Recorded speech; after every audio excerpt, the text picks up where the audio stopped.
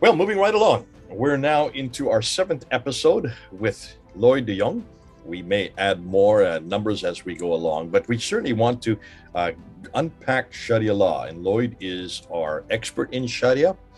One of the things that have come up, Lloyd, that I'd like you to really unpack for us concerns this idea of doubting in Islam. Are Muslims permitted to doubt, or must I just take it as given? Because one thing that we have seen, there's never any discussion on any of these laws within Islam. I don't see Muslims discussing them. I don't see them actually looking at the relevancy. We do it all the time, and they're kind of aghast that we should even bring this up. And I've always scratched my head on that. Say, hold on a minute. Don't you doubt this? Don't you see its irrelevancy? Aren't you aware that it doesn't make sense for the 21st century? Shouldn't you have discussions? Aren't you debating within your own community on these categories? This, I just don't see in Islam. No debate, no discussion, no working through or trying to understand how it's to be applied. It's just given, memorized, and they obey. I mean, the word Muslim is someone who obeys, someone who submits. The word Islam means to submit. So you can see from their own category, they don't ever even put it just doesn't come up in their schema of things. So where does that come from? Help me here. Why this non-doubting that we see in Islam? Okay. I will mention the law specifically, but I do want to mention that no one single law usually has a definitive role within any given Islamic behavior or belief. There are normally, as I say, multiple overlapping intentions, laws, doctrines that all coincide. Like I mentioned earlier, slander, right, ghibba, and tale-bearing, namima, and there are other things, but I will specifically go to the law of doubting, the ruling on doubting. So shall I share my screen, Jay, and just show that to people so they can see what Muslims are required to believe? Doubt is illegal in Islam, and whatever causes doubt. Now, this would be under the section on slander and tale-bearing, where they will discuss in detail the actions to take. There's also another doctrine called commanding the right and forbidding the wrong, which also keeps Islam in check, which keeps Muslims in check, which is a set of behaviors and doctrines. But also this is where they keep non-Muslims in check, utilizing this doctrine. It's the fundamental underlying doctrine of everything in Islam. In fact, jihad is a sub-doctrine of the doctrine of commanding the right and forbidding the wrong. But let's go to this for now. This is Reliance of the Traveler, section A 4.2. As for the basic obligation of Islam and what relates to tenets of faith, it is adequate for one to believe in everything brought by the messenger, not to pick and choose, to believe in everything. That would mean the Qur'an and the Sunnah. Do understand the Qur'an and the Sunnah are both abrogated. The Hadith are abrogated, the Qur'an are abrogated. In fact, they abrogate each other. And the only way to sort this mess out is within the Shariah, which is where this mess has been sorted out. And the only one who can take you there is the scholar. So therefore you submit to a scholar, right? You follow a scholar. Now, you are to believe in everything brought by the messenger with absolute conviction, free of any doubt. And who does this is not obliged to learn evidence. Oh. So the Prophet did not require of anyone anything but what we have just mentioned. So no knowledge, but perfect certainty and belief, free of learning evidence. All right, so that's fascinating. So you don't have to, whoever these mujtahids, they don't have to prove what they're saying. You just memorize it and obey it.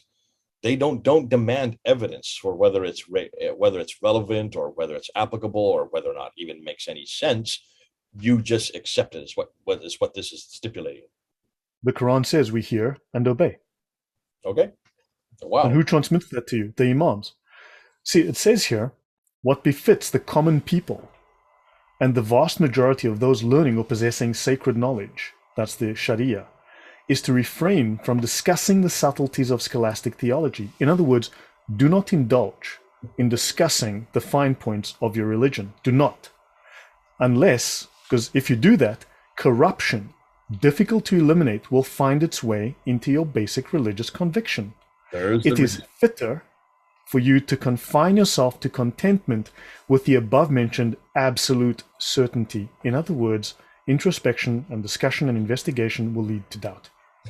And thus, This sounds like my parents when I was a teenager. They would say almost the same thing. They would have loved us to have referred to, and they would have looked right at us and said, "Yeah, you just listen. It's not. Don't ask me why. Just do what I say." Is what they used to say, and that's exactly what that's saying. It's just like a parent scolding their child. Yeah, Don't ask for any evidence. Don't tell me. Don't make me help you or help you understand the reason behind it. Just obey. correct. In, Fascinating. in fact, let me add to just one more law, A7.2, unlawful knowledge. Let's look at knowledge that is unlawful, illegal, haram in Islam. For instance, sorcery. Now, when I say sorcery is illegal in Islam, it's illegal for the lay Muslim. It is not illegal for the upper scholars, but that's a different story for another day. But understand, sorcery, and number two in that list, Jay, what is this word here? Number two? Philosophy. Philosophy is illegal for lay Muslims to discuss and learn. Hold And on. it's lumped in with sorcery, magic, and astrology. But philosophy, some of the greatest philosophers are Muslims. So I don't understand that. Philosophy is unlawful knowledge. It is illegal. It's lumped in with sorcery, magic, and astrology in Islam. Don't Fascinating. think. Fascinating, because some of your biggest names, all of the biggest names you have in Islam are philosophers. They are the ones who then take it. And a philosophy is to take what God's knowledge is and apply it to mankind. It's taking it and helping to understand it, to unpack it so that we can use it. How can this Don't not? understand, But it also brings in doubt. You're right. And this would, so any philosophy that would bring in doubt, or they would say they would actually question the precepts that the Mujtahids have put together, that would be haram.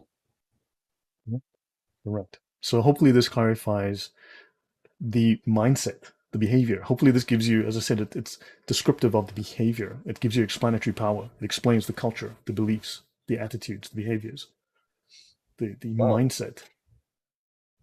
Well, I mean, stop and think. What you're bringing up, this to me is incredulous.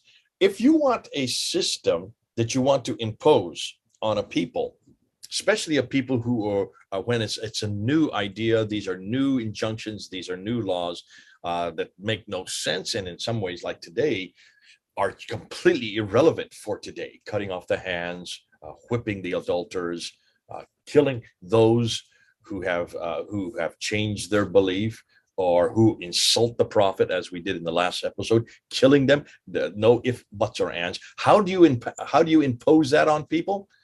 Make sure they don't ever disagree. Make sure they don't ever question. Make sure they don't even have a discussion on it.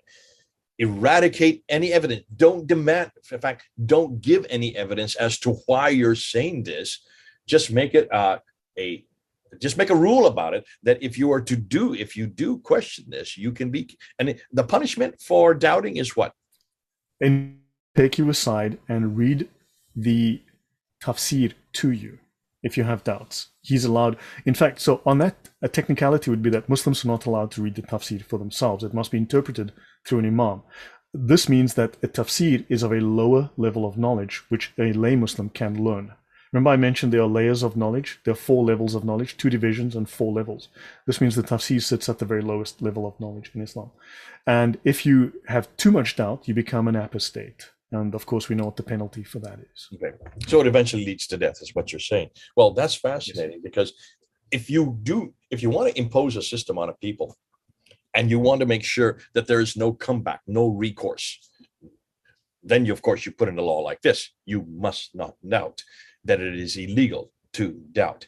The Reliance of the Travel, which is the manual for the Shaafi school, even stipulates that we who are putting these laws into place, we don't even have to give you evidence. We don't have to explain it.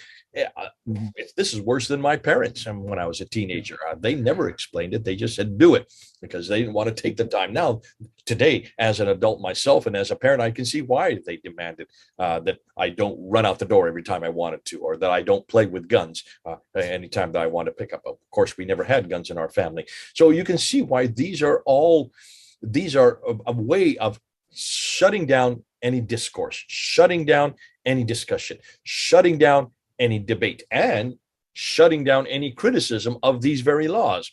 which is exactly what we're bringing up. The fact that so many of these laws are incredulous and absolutely, I would say, just dangerous. They're so dangerous because you're going to be losing people's lives, that you will be killed if you criticize the Prophet in a Muslim context. You will be killed if you decide that you don't like Islam and want to leave it. So there are so many of these laws that need to be discussed and need to be debated and need, yes, to be changed if they're not relevant. But this shuts that all down. You can't even doubt it. You can't even go that far. You can't even come up with some queries to that point. So you can see this isn't a totalitarian system. This is how totalitarian systems work, and the only way that they can function. I remember Yusuf Qaradawi, he mentioned this, and he says this famous quote that he gave back, I think it was in 2015, so not too many years ago. And he said, Islam would not exist without the law of apostasy. Without the law of apostasy, there would be no Islam today. We would have lost all our members if people had the choice to leave. Well, with these kind of laws, which are horrendous and heinous and dangerous, you can see most of Islam would have been depleted by now. There would be no Muslims left if they had any choice to doubt. Eradicating doubt and just accepting it because it's the way we have written it, we have said so, in one fell swoop, they won't have any doubt. If there's no doubt, there's no apostasy. If there's no apostasy, Islam still survives. They absolutely need these laws. Well, great stuff. Thanks so much, Lloyd. This has been fun talking with you. A lot of how Muslims act today is becoming clearer and clearer because of what you're helping us with. God bless you. This is Jay and Lloyd. Over and out. Goodbye, everyone.